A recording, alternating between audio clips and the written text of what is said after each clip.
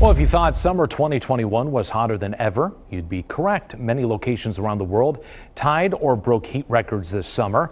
It was a year of extremes, from the first ever rainfall on the Greenland ice cap to a devastating tornado outbreak right here in the Midwest. Join us live this morning for an exclusive interview is NASA Oceanographer Dr. Ivona Cetinic for a look at NASA's latest global temperature update. Now, NASA and NOAA just released the global temperature data for 2021. Where does it rank for the hottest years on record? Good morning, Nathan. Yes, the recently released report from NASA and NOAA ranks 2021 as the sixth warmest year. And you would say sixth, oh, that's not bad. However, if you look at the previous 7 years are the warmest years on record, and records go back to 80.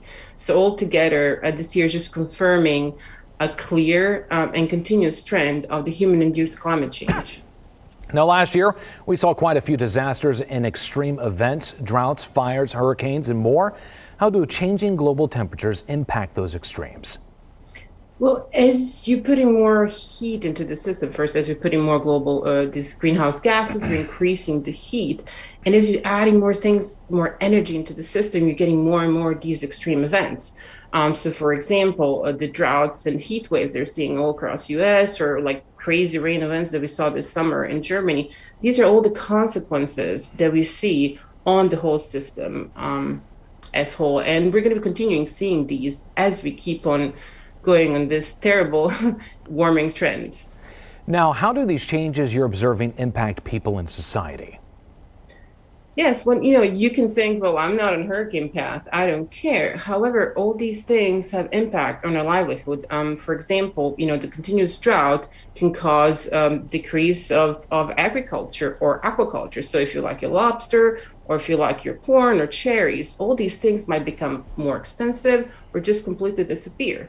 Additionally, it can have impacts on human health through the heat and air pollution from the fires, for example, or just spreading of the tick population everywhere. So it has impact on us regardless wherever we live.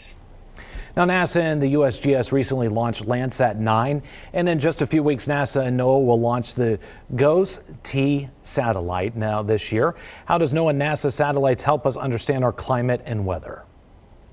So both Landsat and GOES-T satellite are great examples of collaboration across these big agencies. And for example, Landsat, which I like a lot, goes back 50 years. So throughout my whole lifetime, you had an image of somewhere on the Earth.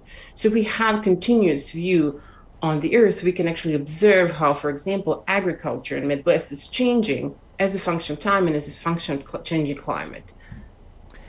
Now, what do we expect to see in the future in terms of heat and these global events?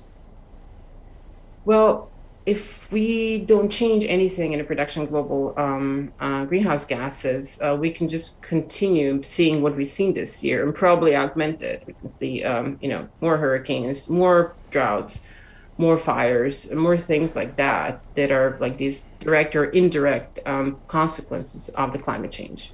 NASA does a great job in helping us understand all of this. Thank you so much for joining us live this morning. Thank you. Glad to be there.